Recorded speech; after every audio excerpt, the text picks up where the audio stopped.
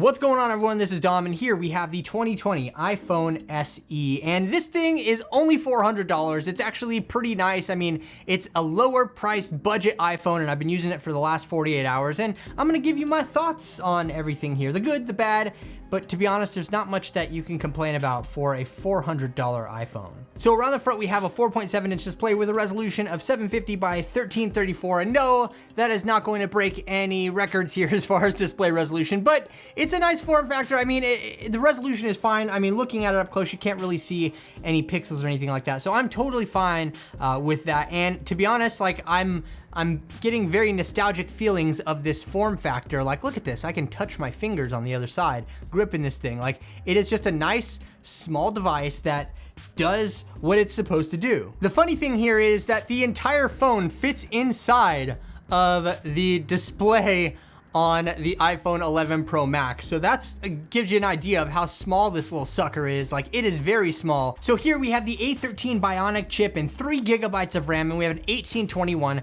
milliamp hour battery. And we'll touch on battery life in a little bit. But I mean, as far as these specs in here go, I mean, it's got Apple's latest chip in it. Like, really, as far as longevity goes, if you plan on having this for a while, I think you're gonna be good to go on performance because it's got Apple's latest processor in there, and you really can't go wrong with that. I know there are a lot of people that are like, oh, the processor in this thing beats the pants off of any flagship Android phone right now, and I'm not even gonna touch on that. That's kind of irrelevant because you're comparing apples to oranges. I mean, this thing is fluid, it's fast, it works good. Like, there's literally no problems whatsoever here, and everything from at least my experience using it in the last couple of days really matches up with my iPhone 11 Pro Max. As far as like the raw performance, just moving through the operating system, it does a pretty good job. So I should note that this is not an OLED display, this is an LCD panel, and on the backside we do have a 12 megapixel camera, a single camera at that, so there's no wide angle, there's no telephoto, there's no night mode, there's none of that special stuff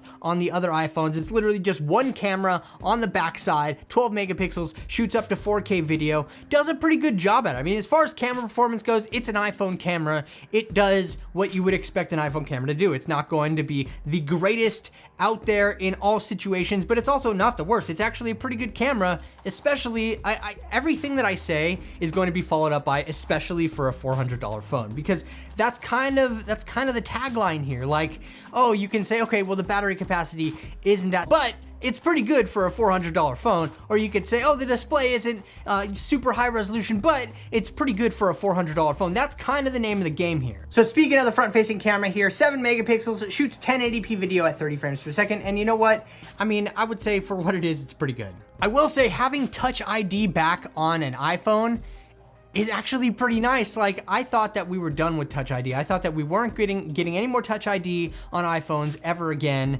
And here we go with this guy, Touch ID here. One thing that I have noticed about using this, just coming from an iPhone 11 Pro Max, is like if I want to get to my recent apps, I try to swipe up and it brings up the control center. If I want to get to the control center up here, it brings down the notification center. Just the little things that I'm used to coming from an iPhone without a home button. Like, for example, taking a screenshot doesn't work if you do the volume and the power. You got to do the volume and the home button, and then it'll take a screenshot. That's not really anything to worry about if who's coming to this phone from an iPhone 11 Pro Max. Probably not that many people, but just in my experience over the last couple of days, just the inconsistencies between iPhones with home buttons and iPhones with Face ID only, it definitely, I can tell, you know, when I'm going through using the different gestures that are available there. Speaking of which, this does not have Face ID whatsoever. And to be honest, like right now in a world where I'm wearing a lot of masks and whatnot, having Touch ID is actually pretty nice because, you know, I can open the phone and the mask doesn't, I don't know, you guys get the point. But I think that this iPhone SE, the last iPhone SE was $400 as well. It's $399 for the 16 gigabyte model. Here we have $399 for 64 gigabytes and much, much better internal specifications. And that's because technology has gotten cheaper and Apple has been able to make it a little more affordable for everybody out there. And I think what a time to release a $400 iPhone, especially one with a black bezel around the front. Even the white model has a black bezel. So I think that all around, I mean, man, like, Pretty good. So we also do have wireless charging here, and I know that shouldn't be a surprise because this is based on the iPhone 8, but it would have been really easy for them to omit that wireless charging coil on a $400 phone and get away with it. Let's be honest about that. They could have easily gotten away with that, but it's here, which is pretty nice, so you can wirelessly charge your battery. And speaking of battery life, okay, so this isn't gonna win any awards or anything like that, but I think it does pretty good. It'll last you through the day. I mean, right now I'm at 82% with about an hour and 30 minutes of screen on time, which I feel is pretty fair. Like I said, it's not going to win any awards, but it will definitely make it through the day. And like I've said millions of times before, for a $400 phone, one thing I would say about the display here is the fact that it's not super bright. I mean, it gets bright, but when you're outdoors, you kind of, that's something you're gonna have to be concerned with. It's just not as bright as some of the other iPhone displays, but I hate saying this. I absolutely hate saying this, but for a $400 phone, it's pretty good. And along with all of that, we have IP67 dust and water resistance, which I guess is expected at this point. But again, it's one of those things they could have skimped a little bit on, made some more money, and omitted that from the whole thing, so I'm glad they didn't. Anyway, that about wraps it up for this video. Like I said, this is a $400 iPhone, and what it packs in here is well worth the money. If you're looking to get an iPhone, or maybe you even have like an iPhone 6S or a 7, you might want to consider this as an upgrade.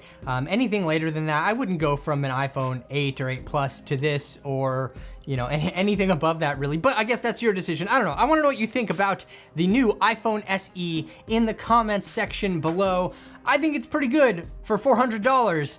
That's kind of the entire story here. Pretty good for $400. So let me know your thoughts in the comment section. Leave this video a thumbs up if you enjoyed it, and if you're new around here, subscribe to the channel, and don't forget to hit the notification bell so you can be notified when new videos like this drop in the near future. So thank you so much for watching, everyone. I really do appreciate it. This is Dom, and I will catch you in the next video.